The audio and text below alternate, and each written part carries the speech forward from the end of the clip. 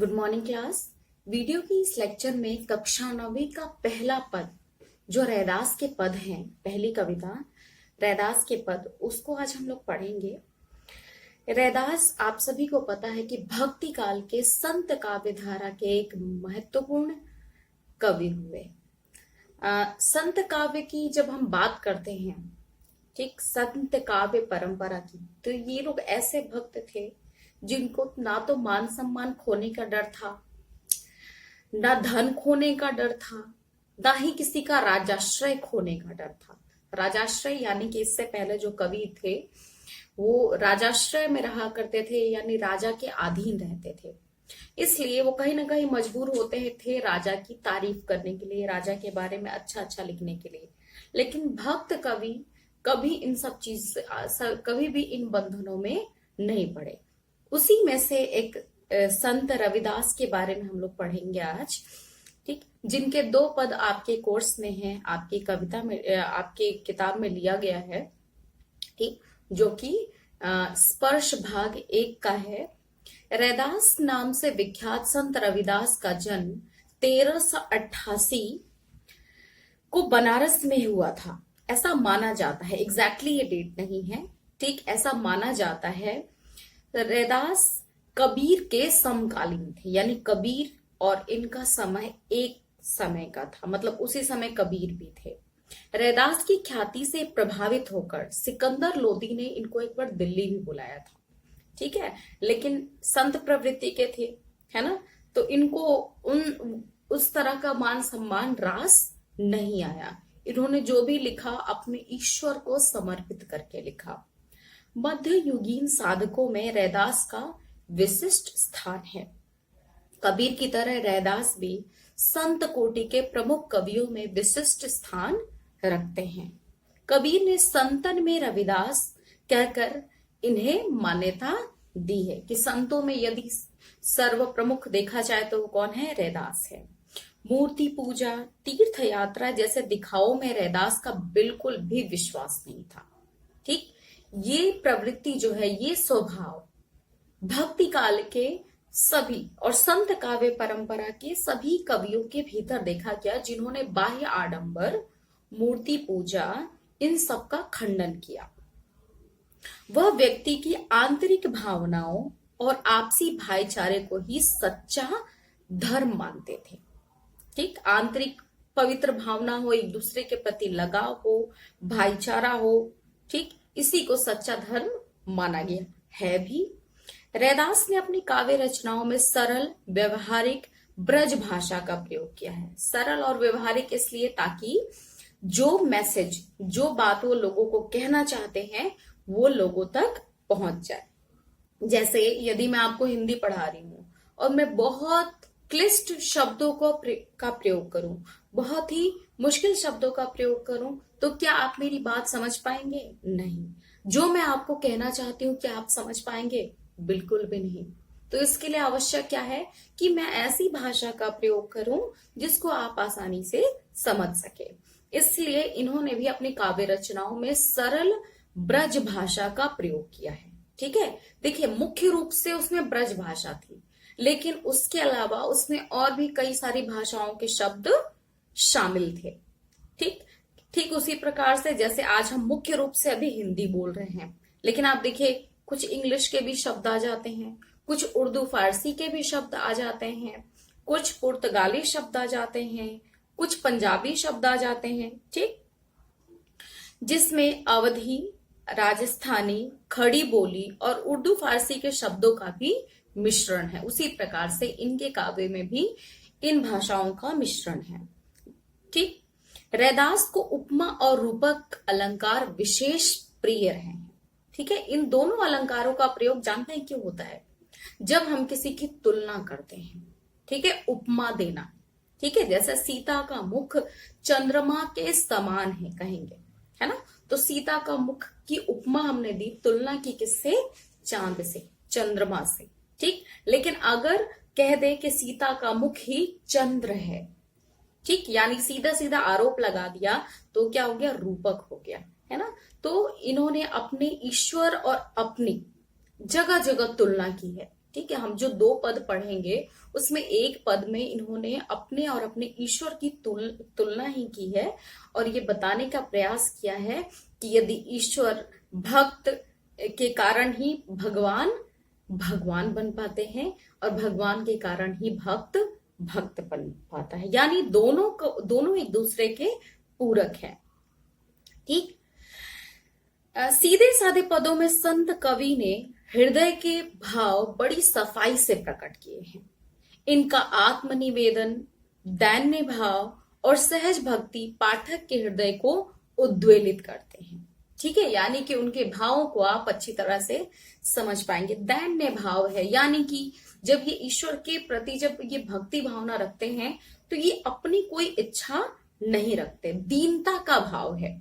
ठीक है, एक दीन यानी गरीब, अब यहाँ पे गरीब धन से नहीं है, ठीक है, अपनी मनोभावों को ना रखना, ठीक है, अपनी इच्छा को ना रखना, ठीक है, उसी को दीनता कही गई है। ठीक, तो जब हम उसको पढ़ते हैं तो हमें ऐसा लगता है कि रैदास जो है इनकी भक्ति पूर्णतः शुद्ध है और अपने ईश्वर के प्रति इनका लगाव सर्व प्रमुख है। रैदास के 40 पद सिखों के धर्म ग्रंथ श्री गुरु ग्रंथ साहिब जी में भी संकलित है।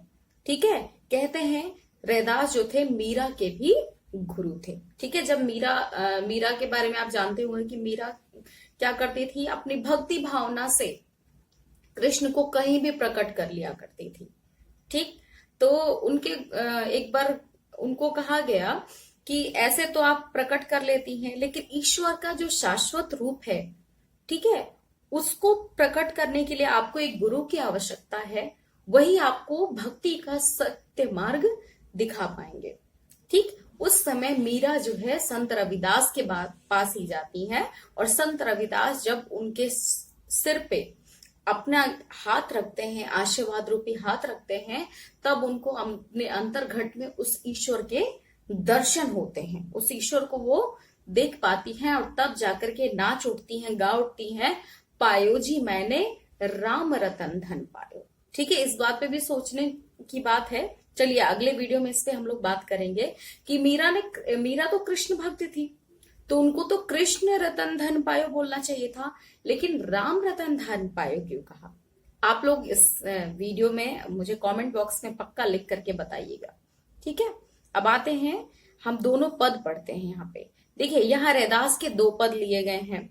पहले पद, प्रभु जी तुम चंदन हम पानी में कवि अपने आराध्य को याद करते हुए उनसे अपनी तुलना करता है।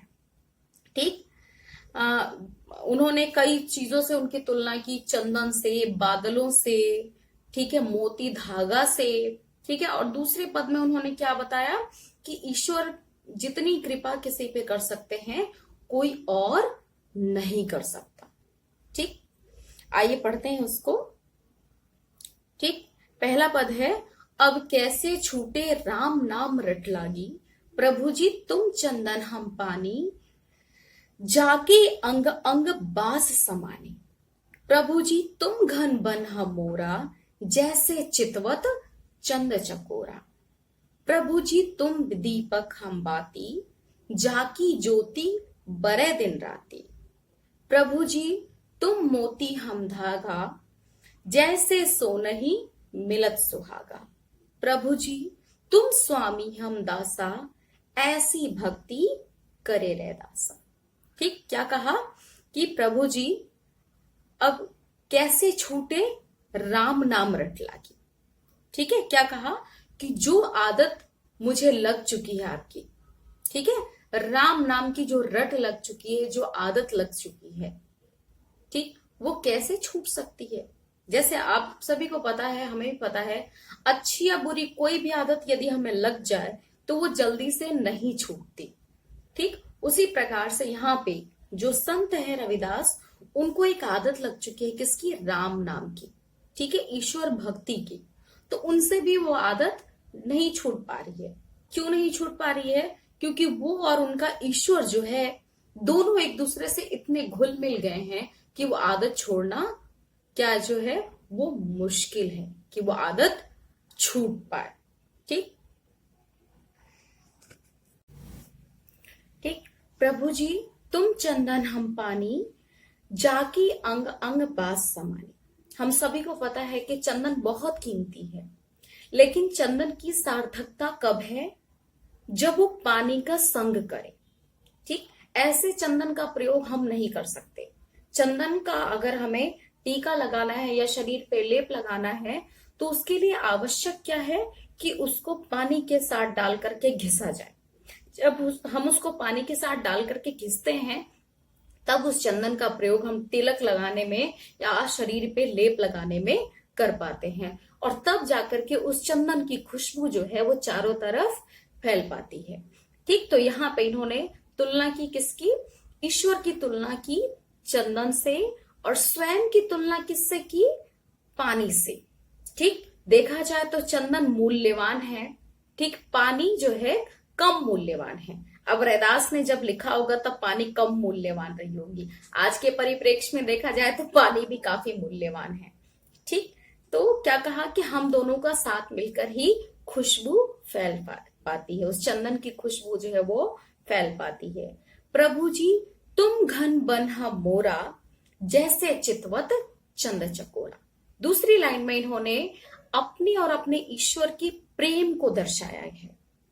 ठीक, प्रेम को क्या दर्शाते हैं कि जिस प्रकार से एक मोर की प्रसन्नता की जो पराकाष्ठा है, ठीक, सबसे अधिक वो प्रसन्न कब होता है? जब वो क्या देखता है? बादलों को देखता है। जब घने बादलों को, काले बादलों को देखता है तो सबसे ज्यादा खुश होता है, प्रसन्न होता है। उसी प्रकार से हे ईश्वर, आप मेरे लिए उसी बादल के समान हैं और मैं मोर के समान हूं। जब भी मैं आपको देखता हूं, ठीक, तो जिस प्रकार से एक मोर को बादलों को देखकर प्रसन्नता होती है, खुशी होती है, उसी प्रकार से मुझे भी आपको देख करके खुशी होती है। और मेरी चाहत क्या है, मेरी इच्छा क्या है कि जैसे चितवत चंद चकोरा, चितवत मतलब क्या होता है? निहारना। कि जिस प्रकार से चकोर पक्षी, ठीक, अच्छा, चकोर पक्षी के बारे में एक बात आती है कि वो हमेशा चांद को निहारता रहता है, और जब चांद आसमान में नहीं होता है तब भी वो चांद का इंतजार ही करता रहता है, यानी कि उसका श्वास श्वास जो है वो चांद को ही समर्पित है। तो क्या कहा? जैसे चितवत चंद चकोरा। और मैं क्या चाहता हूं कि मैं सदैव आपको निहारना चाहता हूं, आपके दर्शन करना चाहता हूं। आगे कहा, प्रभु जी तुम दीपक हम बाती, जाकी ज्योति बरे दिन राती। ठीक, आप क्या है? दीपक के समान हैं। यहां फिर से तुलना की किससे? ठीक, दीपक से। आपने दीपक देखा होगा, है ना? दीपक बहुत सुंदर हो, कितना भी सुंदर हो, लेकिन अगर उसमें बाती ना लगा हो, बत्ती ना लगा हो, तो क्या हम उसको प्रज्वलित कर सकते हैं क्या? बिल्कुल भी नहीं।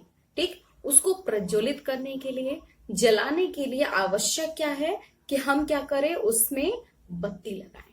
ठीक, तो क्या कहा कि आप दीपक के समान हैं और मैं उसी में लगा हुआ बत्ती के समान हूं। ठीक, और हम दोनों के संग के साथ क्या हो पाता है? दिया जल पाता है, और उस दिए से संसार की अज्ञानता समाप्त होती है। ठीक, और ज्ञान का दीपक जल उठता है। ठीक, हमेशा देखिए उजाला जो है वो क्या है? वो ज्ञान का प्रतीक है, अंधकार अज्ञानता का प्रतीक है। ठीक, तो अंधकार भाग जाता है, यानी अज्ञानता भाग जाती है, और ज्ञान का प्रकाश जल उठता है। ठीक, प्रभु जी तुम मोती हम धागा, जैसे सोनही मिलत सुहागा। ठीक, मेरा और आपका संग कैसा है? मोती और धागे के समान है। अब देखिए, मोती भी कीमती होती है, लेकिन मोती को अगर धागे का संग ना मिले तो क्या आप उसको गले में हार की तरह धारण कर सकते हैं? बिल्कुल भी नहीं।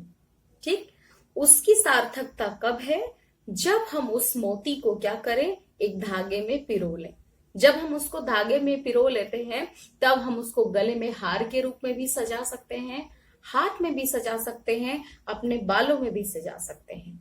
ठीक है, तो क्या कहा कि मेरा और संग, आपका संग क्या है? मोती और धागे के समान है।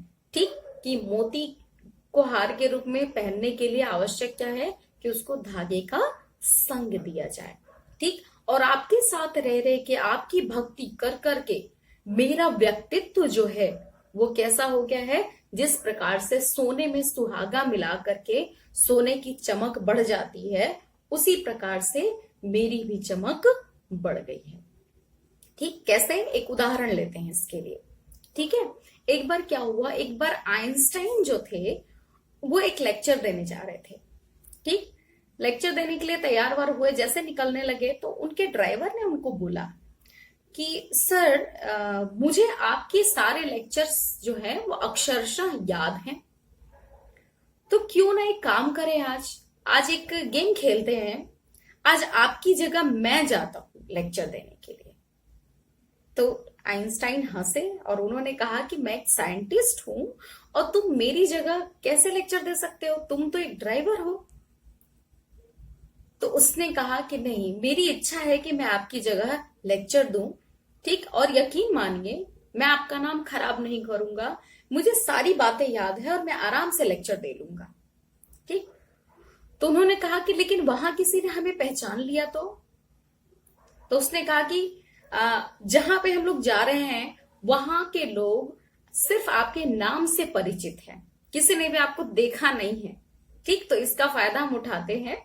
ठीक, और आज मैं आइंस्टाइन बन के चलूंगा और आप मेरे ड्राइवर बन के चलेंगे। अच्छा, थोड़ा सा गेम भी इंटरेस्टिंग था, तो आइंस्टाइन भी मान गए। ठीक है, अच्छी बात है, चलो एक काम करते हैं, आज मैं तुम्हारा ड्राइवर बन जाता हूं और तुम आइंस्टाइन बन जाओ।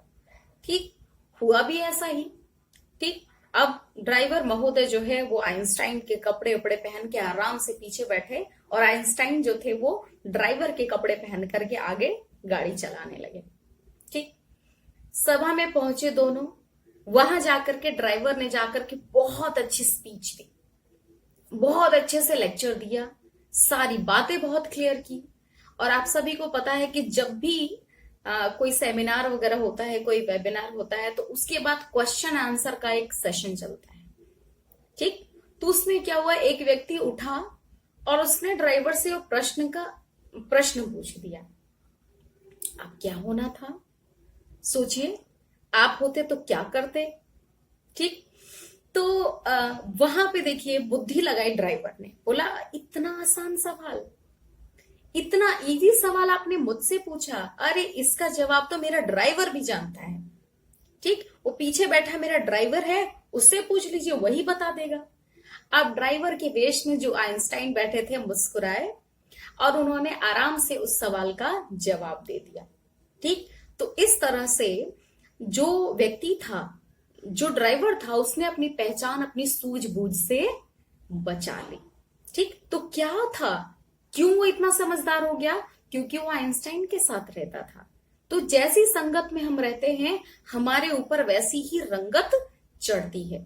ठीक है, अब वो साइंटिस्ट के साथ रहता था तो धीरे धीरे वो भी समझदार हो गया था, है ना, वरना कोई और होता तो क्या होता, वहीं पे माफी मांगने लगता, है ना, या फिर अपना भी नाम खराब करता, आइंस्टाइन का भी नाम खराब करता, है कि नहीं भाई। इतनी बड़ी सभा को संबोधित करने की हिम्मत उसने की थी। लेकिन जैसी संगत में रही है वैसा ही रंगत चढ़ता है। तो वैसे ही क्या कहा इन्होंने कि जब से मैं आपकी भक्ति करता हूं, ठीक है, तो मेरा भी व्यक्तित्व तो क्या है, सोने पे सुहागा हो गई है ना। सोने में पहले से चमक होती है, लेकिन उसको गलाते समय जब उसमें सुहागा नामक पदार्थ डाला जाता है तो उसकी चमक बढ़ जाती है। ठीक है, उसी प्रकार से हम लोग भी क्या है, देखिए हम लोग भी हैं, अच्छे हैं, लेकिन और अच्छा संग करेंगे और अच्छे लोगों का संग करेंगे तो हमारा भी व्यक्तित्व उस सोने जैसा चमकदार हो जाएगा जैसे सुहागा मिलने पे हो जाता है। उस आइंस्टाइन के ड्राइवर जैसा हमारा भी व्यक्तित्व चमक उठेगा। ठीक, उम्मीद करती हूं आपको ये समझ में आ रहा होगा। आगे कहा, प्रभु जी तुम स्वामी हमदासा, ऐसी भक्ति करे रैदासा। ठीक, क्या कहा कि प्रभु जी आप क्या है, आप मेरे स्वामी बने रहे और मैं सदैव आपका दास बना रहूं। ठीक, इस बात का ख्याल आपको रखना पड़ेगा, क्योंकि मैं तो तुच्छ व्यक्ति हूं, मुझे नहीं पता कि कब मैं सांसारिक चमक दमक में उलझ जाऊं और आपको भूल जाऊं। अतः आपसे निवेदन है, जैसे इसको एक एग्जाम्पल से समझते हैं, एक उदाहरण लेते हैं। जैसे आपको जब आपके मम्मी पापा ने चलना सिखाया होगा, तो वो जब अपने कॉलोनी में घूमते होंगे तो आपको बोलते होंगे कि बेटा मेरी उंगली पकड़ के चलो, है ना? यही होता होगा। लेकिन जैसे ही वो कभी आपको किसी मेले में लेके जाते होंगे, तो वहां पे वो क्या बोलते हैं कि बेटा मेरी उंगली पकड़ो? नहीं बोलते। क्यों? क्योंकि बेटा उंगली पकड़ेगा ना, तो थोड़ी देर बाद जब बलून, झूले, खाने की चीजें, खिलौने, ये सब जब बेटा देखेगा ना, तो बेटा कभी भी उंगली पकड़ के भाग सकता है। ठीक है? वो तो वहां पे क्या करते हैं मम्मी पापा, ये रिस्क नहीं लेते। वो क्या करते हैं, वो आपका हाथ जोर से पकड़ लेते हैं। ठीक है? और जो भी बोलते हो तुम लोग कि ये चाहिए वो चाहिए वो चाहिए, तो बोलते हैं हाँ बेटा लौटते हुए लेते हैं ना, लौटते हुए लेंगे, सारी चीजें खरीदेंगे लौटते हुए, है ना? और लौटते हुए इस बात का पूरा ध्यान रखा जाता है कि वो दुकान दोबारा ना पड़े, है ना? ये तुम्हारे साथ धोखा होता है। तो वैसे ही यहाँ पे क्या कह रहे हैं, यहाँ पे रैदास कह रहे हैं कि मैं भी क्या हूं, मैं आपकी भक्ति तो करता हूं, लेकिन मैं भी तो एक इंसान ही हूं ना। हो सकता है मुझसे भी कुछ गलतियां हो जाए, इसलिए आपसे निवेदन है, आपसे आग्रह है कि आप इतनी कृपा करें कि मैं इस सांसारिक चमक दमक में ना उलझूं। अगर मैं कभी उलझने भी चलूं, तो उस छोटे बच्चे को जिस प्रकार से उसके मम्मी पापा उसके हाथ पकड़ के खींच लेते हैं, उसी प्रकार से आप भी मेरा हाथ जो है वो खींच लीजिएगा। ठीक है? दूसरा पद है, ऐसी लाल तुझबिन कौन करे। ठीक है? ऐसी लाल तुझबिन कौन करे, गरीब निवाजू गुसैया, मेरो माथे छत्र धरे, जाकी छोटी जगत कऊ लागे, तापड़ तो ही ढरे, नीचहु ऊंच करे मेरा गोविंद, काहू ते ना डरे, नाम देव कबीरु त्रिलोचनु, सधना सैन उतरे, कही रविदास सुनहु रे संतहु, हरिज्यू ते सभे सरे। क्या कहा? ऐसी लाल तुझबिन कौन करे। यहाँ पे लाल किसको कहा गया है? ईश्वर को कहा गया है कि जैसी कृपा आप हम पे कर देंगे, वैसी और कोई नहीं कर सकता। ठीक? देखिए, हम किसी की मदद करते हैं तो क्या करते हैं, उम्मीद करते हैं कि वो भी सामने से हमारी हम मदद करे, है ना? ये संसार का नियम है। ठीक? हम सब एक दूसरे से स्वार्थ के प्रति जुड़े हुए हैं। ठीक? तो ऐसे ही कहा कि संसार में जब किसी की मदद कोई भी करता है तो उससे उम्मीद करता है कि वो भी उसकी मदद करे, लेकिन ईश्वर जब किसी की मदद करते हैं तो वो किसी से उम्मीद नहीं करते कि वो उनकी मदद करे। तो क्या कहा? ऐसी लाल तुझबिन कौन करे। ठीक? जो कृपा आप लोगों पे कर देते हैं, भक्तों पे कर देते हैं, उतनी और कोई किसी पे नहीं करता। गरीब निवाजू गुसैया, मेरो माथे छत्र धरे। ठीक? गरीबों पे दया करने वाले, गरीब निवाजू मतलब गरीबों पे दया करने वाले, हे ईश्वर आपने क्या किया है, मेरे सिर पे अपने कृपा रूपी हाथ को रखा है। ठीक है? और जब कृपा रूपी हाथ आपके सिर पे हो ईश्वर का, तो आपको किसी से डरने की जरूरत है क्या? आपको हारने का डर है क्या? नहीं। ठीक? उदाहरण आता है रामायण, सॉरी, महाभारत से। ठीक है? श्रीमद् भगवत गीता में एक प्रसंग आता है कि एक बार श्री कृष्ण विश्राम कर रहे थे, तो उनसे मदद मांगने के लिए, जब युद्ध होने वाला था महाभारत का युद्ध, तो उससे पहले मदद मांगने के लिए दुर्योधन भी पहुंचा और अर्जुन भी पहुंचे। ठीक? उस समय कृष्ण जो थे वो विश्राम कर रहे थे। अब दुर्योधन जो था वो पहले गया, लेकिन वो जाकर के कहां खड़ा हो गया? सिरहाने खड़ा हो गया। दम्भी तो था ही हमेशा से दुर्योधन। ठीक? तो वो जाकर के सिरहाने खड़ा हो गया, इंतजार करने लगा। ठीक? बाद में अर्जुन गए और वो कृष्ण के चरणों के पास हाथ जोड़ के खड़े हो गए। ठीक? थोड़ी देर बाद नींद खुलती है किसकी? श्री कृष्ण की। तो उन्होंने दोनों से आने का कारण पूछा। ठीक? दोनों ने अपना अपना कारण बताया कि हम युद्ध होने जा रहा है तो उसमें हम आपकी मदद चाहते हैं। ठीक? तो पहले मांगने का हक किसको दिया गया? अर्जुन को दिया गया। ठीक? इस बात पे दुर्योधन लड़ पड़ा उसने बोला कि पहले तो मैं हूं, तो ये हक मुझे पहले मिलना चाहिए। लेकिन कृष्ण ने क्या कहा, कहा कि मेरी नजर, जब मैं उठा हूं, मेरी नींद खुली, तो मेरी पहली नजर किस पे पड़ी है, अर्जुन पे। तो सबसे पहले मांगने का हक किसको मिलेगा, अर्जुन को मिलेगा। ठीक। तो उन्होंने एक शर्त रखी कि एक तरफ मेरी पूरी चतुरंगिनी सेना होगी, हथियार होंगे, वो युद्ध भी करेगी, सारा खजाना होगा। ठीक। दूसरी तरफ मैं अकेला निहत्था रहूंगा, मैं युद्ध भी नहीं करूंगा। ठीक। अब बताओ किसको क्या चाहिए। ठीक। अर्जुन ने क्या किया, सबसे पहले मांग की किसकी, कृष्ण के, हे ईश्वर आप मेरे साथ रहें। ठीक। ये बात सुनकर के मन ही मन बहुत हंसा, कौन, दुर्योधन, कि बड़ा मूर्ख है। मुझे तो अर्जुन को पे पहले से ही शक था कि ये मूर्ख है, लेकिन वो इतना ज्यादा मूर्ख है ये मुझे नहीं पता था। ठीक। और कि इसने देखो कृष्ण को मांगा, निहत्थे कृष्ण को, जो हथियार भी नहीं उठाएगा, कुछ काम भी नहीं करेगा।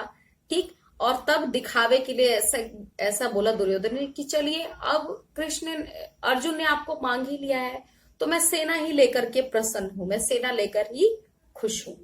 ठीक। और वो चला गया। और महाभारत के युद्ध का अंत हम सभी को पता है कि किसकी जीत हुई थी, पांडवों की, और कौरवों की हार हुई थी। चाहे जितनी सेना हो, लेकिन अगर ईश्वर आपके साथ है तो आपका बाल भी बांका हो सकता है क्या, नहीं हो सकता, है ना। क्योंकि अगर ईश्वर का हाथ आपके सिर पे है, ठीक, तो आपका बाल भी बांका नहीं हो सकता। सामने चाहे जितनी भी बड़ी फौज खड़ी हो, लेकिन आपका नुकसान नहीं हो सकता। उसी प्रकार से गरीबों पे दया करने वाले हे ईश्वर, आपने मेरे सिर पे अपने कृपा रूपी हस्त को रखा हुआ है। जाकी छोटी जगत का उलागे, तापड़ तो ही ढरे। ठीक है। यानी समाज जिसको अछूत मानता है, ठीक है, छोटा मानता है, उस पर भी आपकी कृपा विशेष रूप से होती है। अब देखिए, ईश्वर ने तो हमें इंसान बना के धरती पे भेजा। धरती पे आते ही हम क्या हो गए, हिंदू, मुस्लिम, सिख, ईसाई, बौद्ध, जैन, इसके अलावा भी बहुत सारे। उसके बाद हिंदू में भी ब्राह्मण, क्षत्रिय, वैश्य, शूद्र। ठीक। मुस्लिमों में सैयद हो गए, अंसारी हो गए, दुनिया भर की चीजें हमने बांट दिया उसको पूरा। ठीक है। उसी में एक वर्ग हमने बना दिया अछूत, ठीक है, जो कि अनटचेबल है। ठीक है। जिनको सबसे निकृष्ट माना गया, उनको भी आपने क्या किया, समान रूप से आपने उन पर कृपा की। ठीक है। जाकी छोटी जगत को लागे, तापड़ तू ही डरे।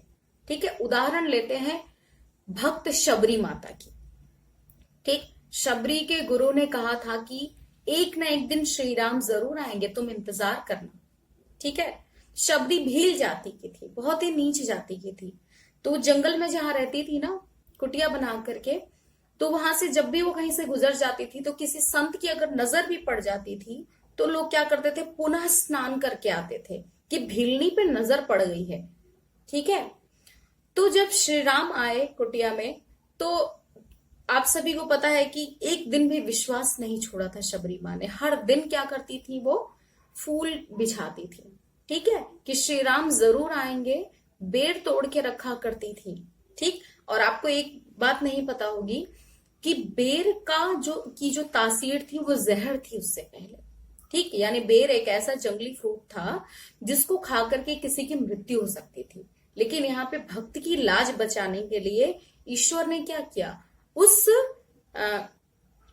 फल का की तासीर ही बदल दी। आज हम सभी खाते हैं और वो अब जहर नहीं है, वो अब प्रसाद के रूप में भी चढ़ाया जाता है।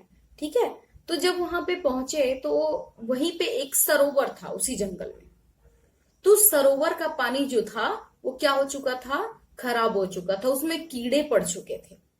ठीक। तो सभी जो संत समाज वहां पे था, उन्होंने श्री राम से आग्रह किया कि आप एक काम करें, आप कृपया कर करके अपने चरणों को इस सरोवर में डाल दें, तो ये सरोवर का पानी जो है वो पवित्र हो जाएगा। ठीक। श्री राम वहां गए, साथ में शबरी माता भी थी। वहां पे श्री राम ने शबरी माता को कहा कि आप क्या कीजिए, माता आप अपने चरणों को इस पानी में डालिए।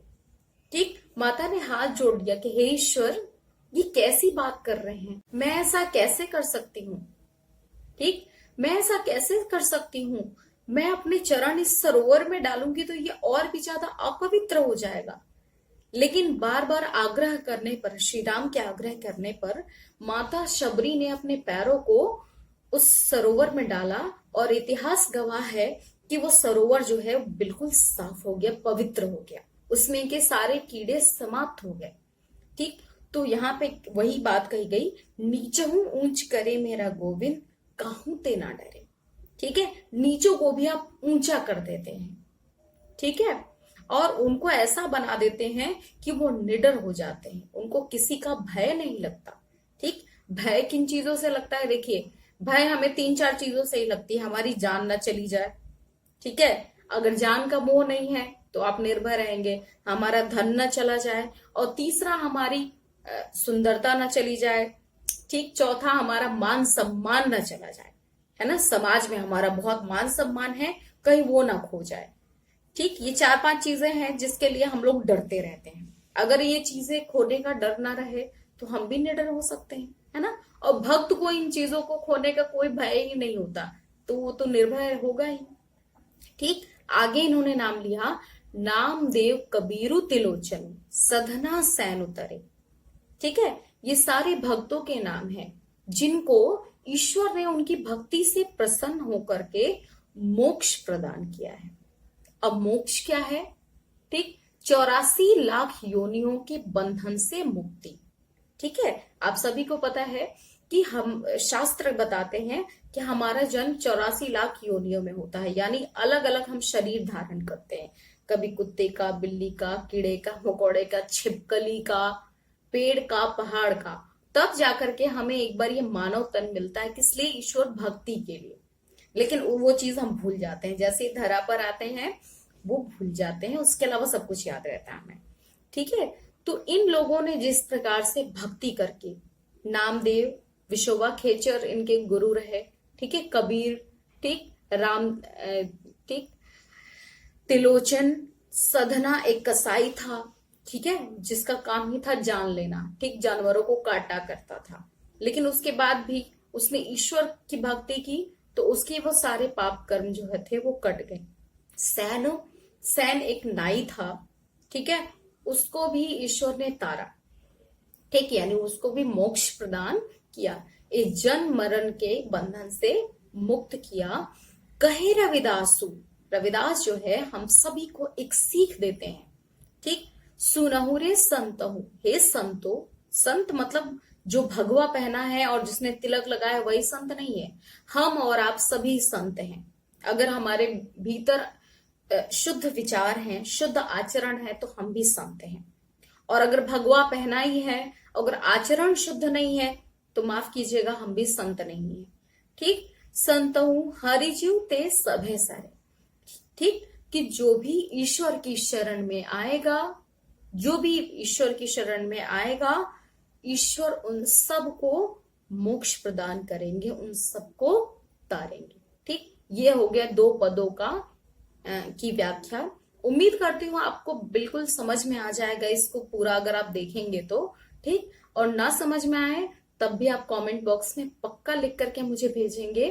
तब तक के लिए स्वस्थ रहिए, मस्त रहिए और व्यस्त रहिए, ठीक, और कोविड का कहर बहुत तेजी से चल रहा है, ठीक है, इसलिए आप लोग से ये प्रार्थना है कि आप लोग अपना ध्यान पहले रखिए, ठीक है, पढ़ाई लिखाई होती रहेगी, ठीक, ऑनलाइन भी आप अच्छे से पढ़ सकते हैं अगर पढ़ना चाहें तो, ठीक है। ये वीडियोस जो है इसीलिए बनाया जा रहा है ताकि क्लास टाइम में कई बार डिस्टर्बेंस आ जाती है, कई बार आपका नेटवर्क वीक है, हमारा नेटवर्क वीक है, लेकिन वीडियो में ऐसा कुछ नहीं होगा, आप आराम से अपने टाइम से कभी भी देख सकते हैं, ठीक है, देखिए और इसको समझिए, ठीक, तब तक के लिए धन्यवाद।